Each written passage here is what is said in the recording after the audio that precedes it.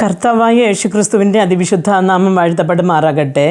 അപ്പോസ്തലൻ പൗലോസ് ഫിലിപ്പിയർ സഭയ്ക്ക് ലേഖനം എഴുതുമ്പോൾ 2-ാമത്തെ അധ്യായം അതിൻ്റെ 8-ാമത്തെ വാക്യത്തിൽ ഇങ്ങനെ എഴുതുന്നു: വേഷത്തിൽ മനുഷ്യനായി വിളങ്ങി തന്നെ താൻ താഴ്ത്തി മരണത്തോളം, ക്രൂശിലെ മരണത്തോളം തന്നെ അനുസരണ ഉള്ളവനായി തീർന്നു എന്ന് കാണുന്നു. പ്രിയ ദൈവമക്കളെ, യേശുക്കുറിച്ച് നാം നോക്കുമ്പോൾ യേശു ഈ ലോകത്ത് വന്നത് ഒരു ദൈവപുത്രൻ എന്നുള്ള ആ ഒരു പദവിയിലല്ല വന്നത്. ഇന്ന് വേഷത്തിൽ മനുഷ്യനായി വന്ന യേശു ക്രിസ്തു തന്നെത്താൻ താഴ്ത്തി ആണ് ഈ ലോകത്ത് വന്നത്. അപ്പോൾ അത് നമുക്ക് യേശു ക്രിസ്തുവിൻ്റെ ജനനത്തെക്കുറിച്ച് നമുക്കറിയാം.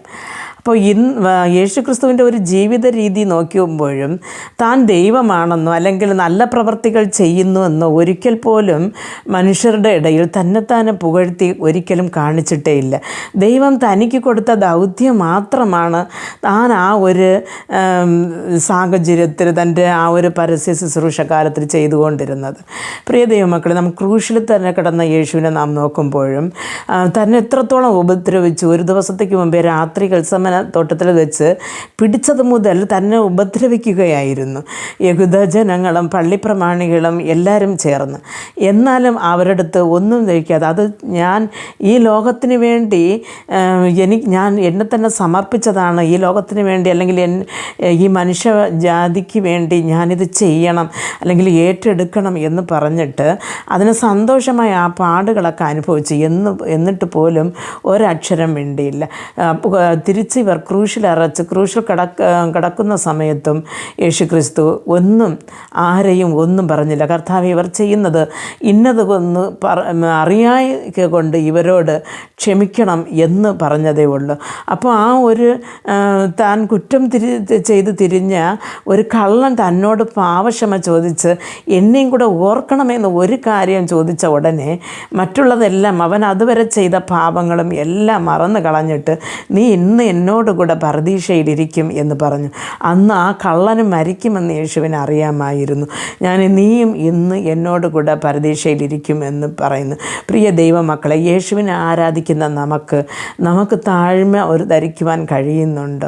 എന്തെങ്കിലും കാര്യം നമുക്കെതിരായി വരുമ്പോൾ ഒന്ന് വിട്ടുകൊടുക്കുവാൻ, ഒന്ന് കാത്തിരിപ്പാൻ നമുക്കൊണ്ട് സാധിക്കുന്നുവെന്ന് നാം ശോധന ചെയ്തറിയണം.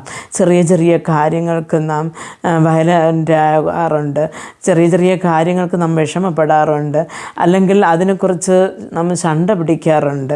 പക്ഷേ യേശുവിനെ പോലെ നമുക്ക് താഴ്മ ധരിക്കുവാൻ കഴിയുമെങ്കിൽ നാം എത്രയും ശ്രേഷ്ഠമാണ്. മത്തായി എഴുതിയ സുവിശേഷം അതിൻ്റെ 23-ാമത്തെ അധ്യായം അതിൻ്റെ 12-ാമത്തെ വാക്യത്തിൽ നാം ഇങ്ങനെ വായിക്കുന്നു: തന്നെത്താൻ ഉയർത്തുന്നവനെല്ലാം താഴ്ത്തപ്പെടും, തന്നെത്താൻ താഴ്ത്തുന്നവനെല്ലാം ഉയർത്തപ്പെടും എന്ന് കാണുന്നു.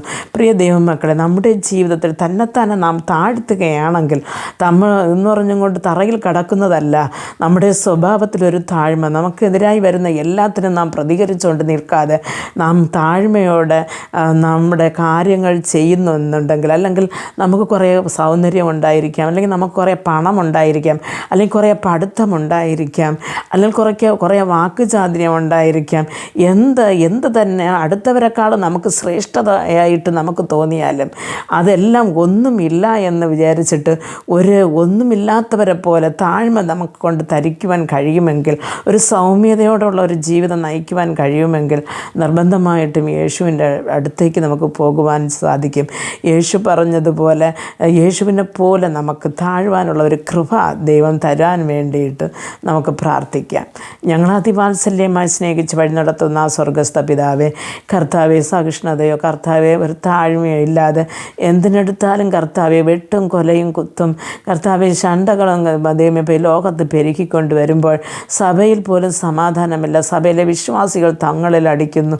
കർത്താവെ, ഇങ്ങനെ കർത്താവെ താഴ്മ ധരിക്കാതെ പോയാൽ അങ്ങയുടെ രാജ്യത്തിൽ ഞങ്ങൾക്ക് വരുവാൻ സാധിക്കത്തില്ല എന്ന് അങ്ങയുടെ വചനം ഞങ്ങളെ പഠിപ്പിക്കുമ്പോൾ കർത്താവെ, അങ്ങ് ക്രൂശ് മരണത്തോളം തന്നെത്താനെ താഴ്ത്തി ഞങ്ങൾക്ക് വേണ്ടി അങ്ങ് ജീവനെ ഏൽപ്പിച്ചു കൊടുത്തതുപോലെ കർത്താവെ, ഞങ്ങളും കർത്താവെ ഹല്ലേലൂയ ദൈവമേ, ഞങ്ങളെ സ്നേഹിക്കുന്നവർക്ക് വേണ്ടി അല്ലെങ്കിൽ നമ്മുടെ സഭയിൽ വേണ്ടി ഞങ്ങളുടെ സഹപാഠിക്ക് വേണ്ടി കർത്താവെ, ഞങ്ങളും കർത്താവെ താഴ്മ ധരിപ്പാനും ഞങ്ങളുടെ മരണത്തോളം അങ്ങയുടെ കൃപയിൽ നിലനിന്ന് ജീവിച്ച് അങ്ങയുടെ രാജ്യത്തിൽ വന്നു ചേരുവാനും ഞങ്ങൾക്ക് കൃപ നൽകണമെന്ന് പ്രാർത്ഥിക്കുന്നു. യേശു ക്രിസ്തുവിൻ്റെ നാമത്തിൽ പ്രാർത്ഥിക്കുമ്പോൾ പ്രാർത്ഥന കൃപയോട് കേട്ട് മറുപടി നൽകി തരണം നല്ല പിതാവേ. ആമേൻ.